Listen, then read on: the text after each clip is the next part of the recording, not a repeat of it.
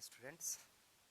Once again, we are back to the online class.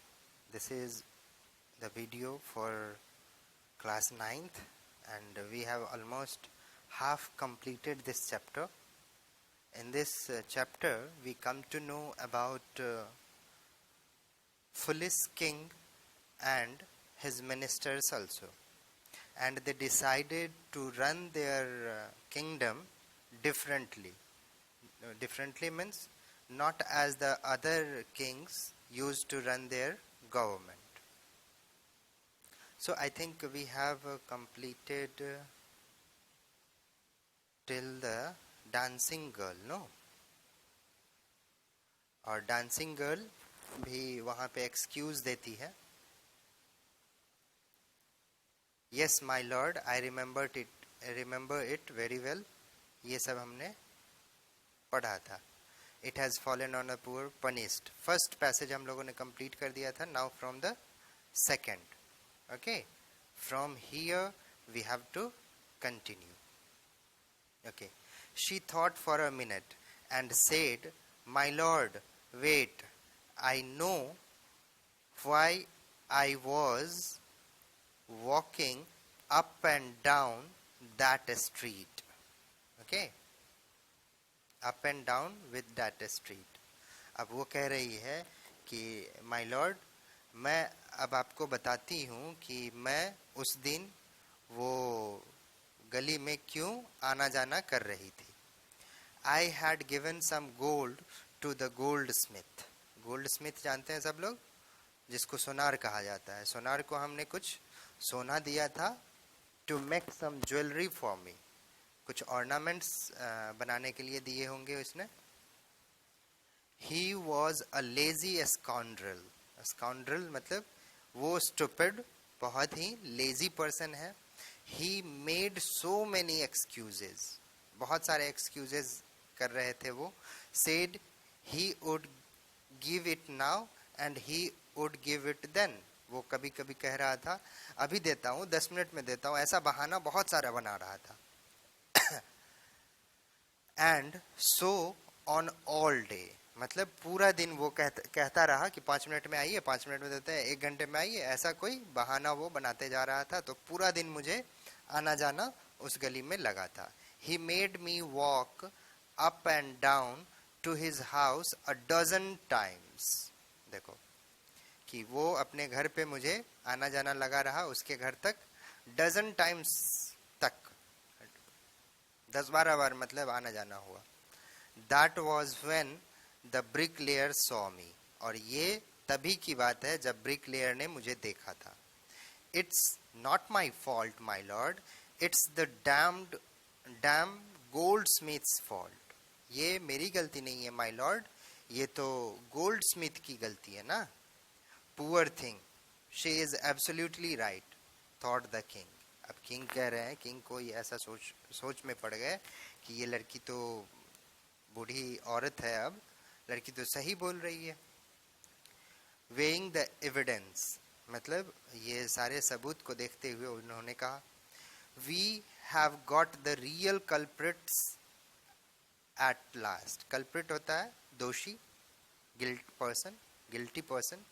तो वो कह रहे हैं किंग कि अब हमने सही मतलब दोषी को पकड़ा है.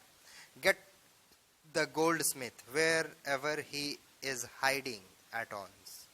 अब उन्होंने ऑर्डर दिया कि गोल्ड स्मिथ को पकड़ के ले आओ, कहाँ जहाँ कहीं भी वो छुप के बैठा है, अभी के अभी लेके आओ. द किंग्स बैलिफ्स मतलब मैसेंजर हो गए या उनके सोल्जर्स हो गए. Searched for the gold Smith who was hiding in the corner of his shop. जो अपने शॉप के कॉर्नर में छुपा हुआ था.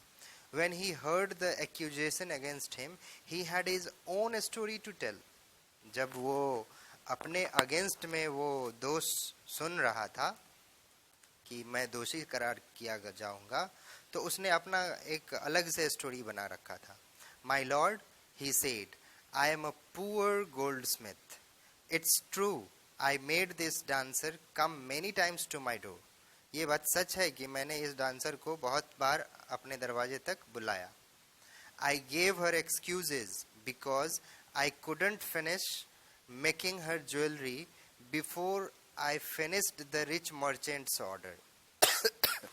अब वो कह रहे हैं कि पहले रिच पर्सन का ऑर्डर कंप्लीट कर देते, डन कर देते, तब तो हम इसका करते.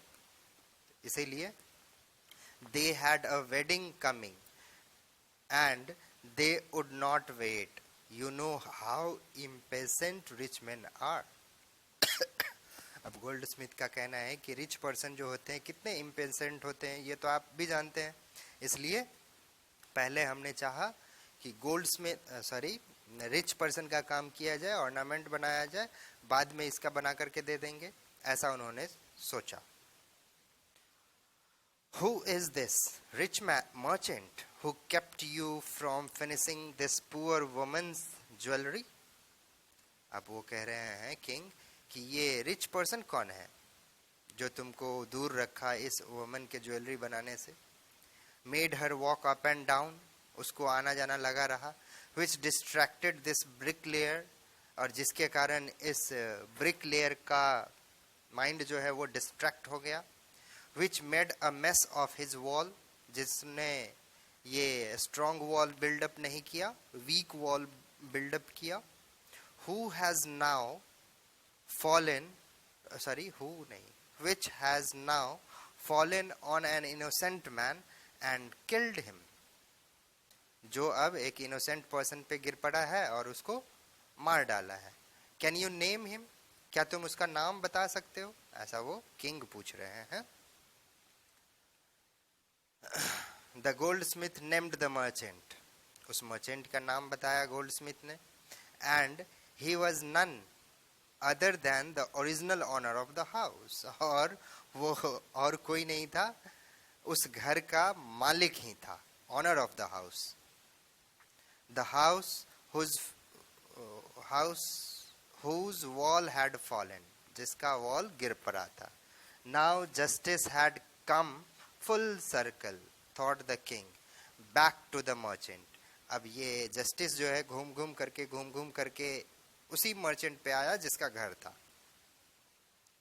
When he was rudely summoned back to the court, he arrived crying. It was not me, but my father who ordered the jewelry. He is dead. I am innocent. अब जब उस मर्चेंट को बुलाया गया तो वो मर्चेंट क्या कह रहे हैं कि मैंने थोड़े ही ज्वेलरी का ऑर्डर दिया था, मेरे फादर ने दिया था, और मेरे फादर अब डेड पर्सन है और मैं इनोसेंट पर्सन हूँ. इनोसेंट जानते हैं, निर्दोष पर्सन हूँ. But the king consulted his minister and ruled decisively, मतलब एक अच्छा न्याय किया. It's true, your father is the true murderer, मतलब ये बात सच है कि तुम्हारे पिताजी जो हैं वो मर्डरर थे. He is dead, but somebody must be punished in his place. You have inherited everything from the criminal father of yours, his riches as well as sins. अब किंग कह रहे हैं कि ठीक है, तुमने नहीं किया है लेकिन तुम्हारे फादर ने किया है, और तुम्हारे फादर अभी डेड पर्सन है, तो किसी न किसी को तो सजा मिलेगी ना. और जैसा कि तुमने उनकी सारी प्रॉपर्टी इनहेरिट की है क्रिमिनल फादर का, जैसे कि वो एक रिच पर्सन थे, तो रिचनेस जो तुम एंजॉय कर रहे हो उसी तरह से उनके सिंस को भी तुम ही एंजॉय करोगे. मतलब जो उन्होंने पाप किया उस पाप के भागीदार भी तुम ही हो.